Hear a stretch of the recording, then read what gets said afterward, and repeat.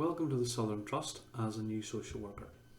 My name is James Todd and I'm one of the folks who will be helping to support you in your career as one of the social services training and development staff.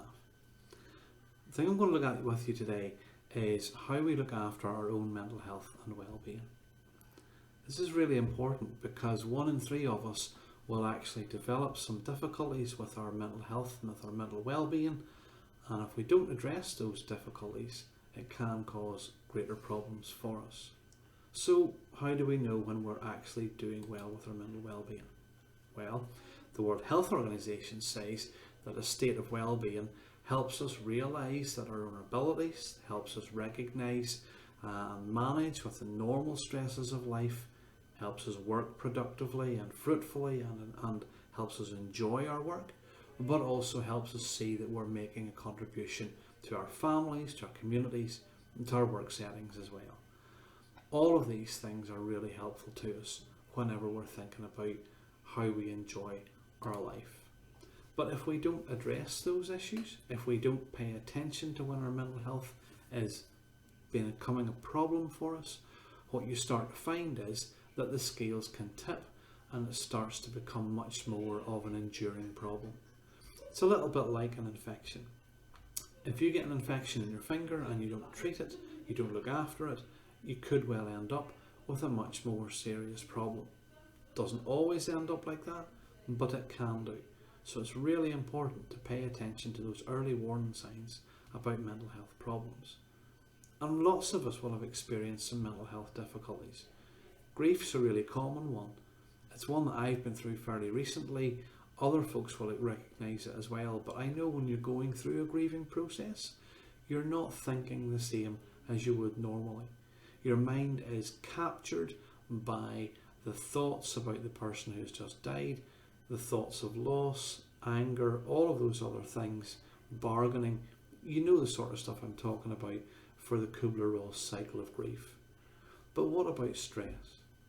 For some people, stress becomes a really positive thing, that whenever they have deadlines to meet, they work well to deadlines, but when they miss those and they start missing numbers of them, it becomes a real problem.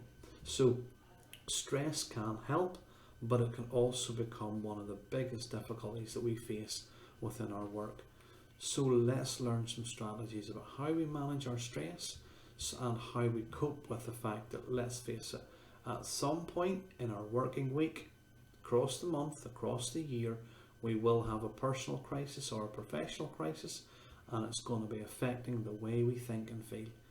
And we need to be able to just accept that these things happen and to support each other, and we want to do that for you as a member of the Trust.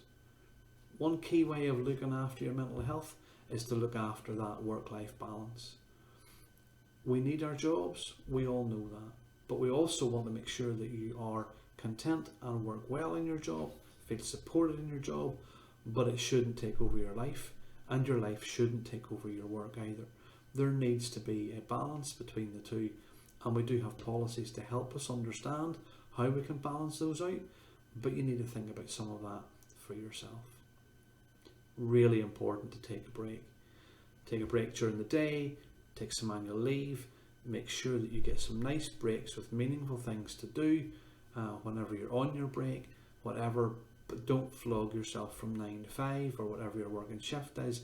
Make sure that you get your breaks throughout the day so that you can get a bit of the time away from the desk and to socialise with other folks around you. Let's talk about feelings as well.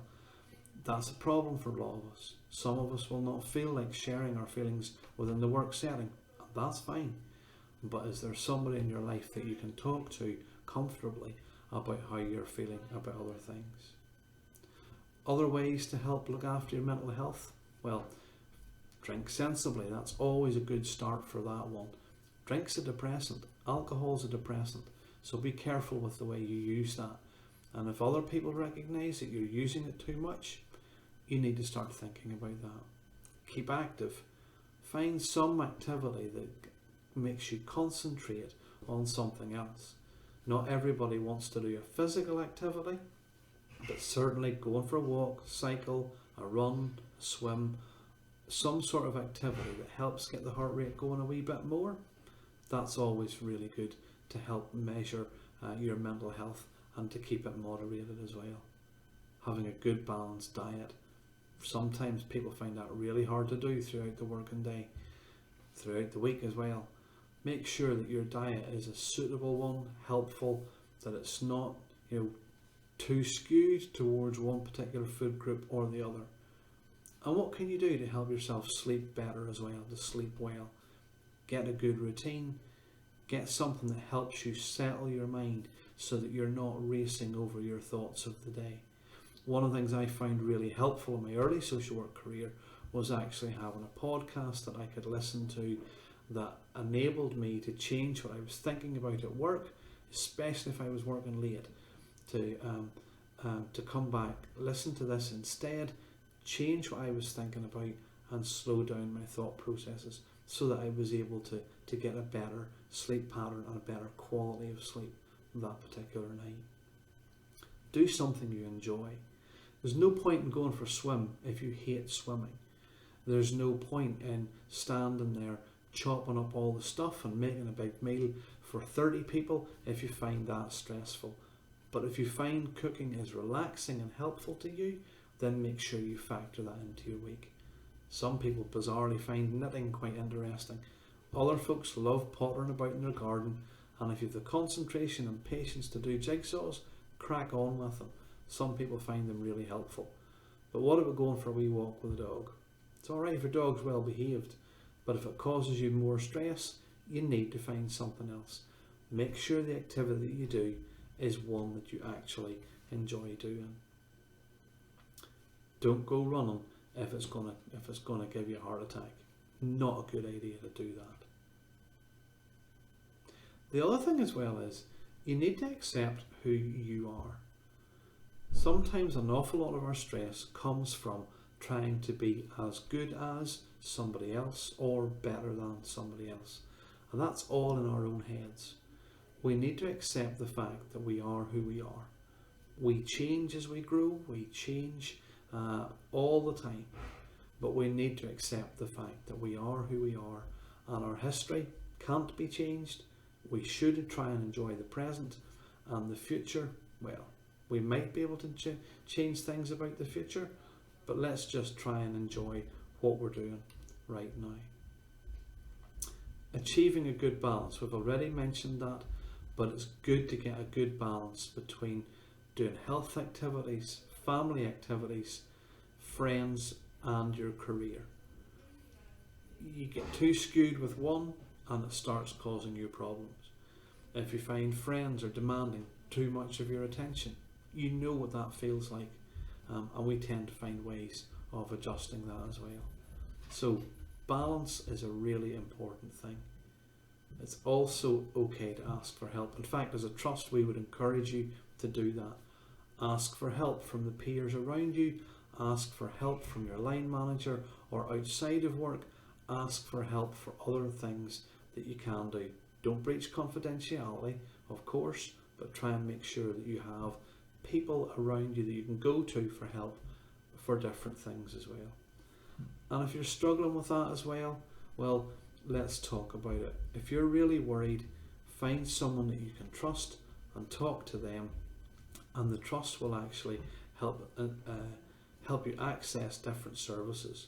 You might be able to go to your GP and have a chat about how your mental health is, but we'd also want to encourage you to contact Inspire, who would be the trust's counselling service, and we can give you, your line manager can give you the phone number to access that service.